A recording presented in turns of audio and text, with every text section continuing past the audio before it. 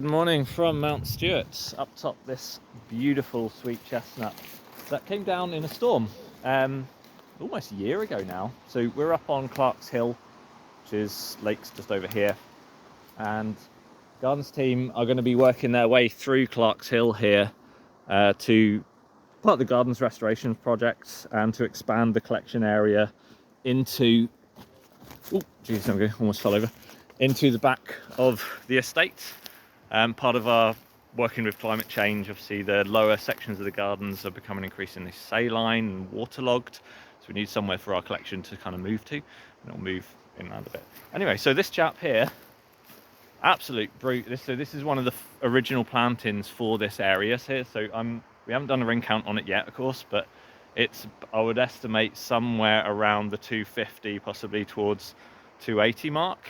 We'll get that ring count on it, but we're obviously going to be taking the timber from this. It's failed, but the tree's still living, which is a really interesting one. Normally, if this was in, say, one of the wider woodlands, we'd leave this and it would turn into an amazing phoenix tree.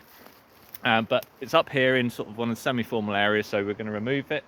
The timber itself is going over to Cardi Timber to be made into furniture, and we're going to attempt to salvage the actual root plate, sever the sections that are down below. Lots of life in it, really good soil bank on it still here, and we're going to replant it somewhere else on the estate. So it's one of the original source trees here.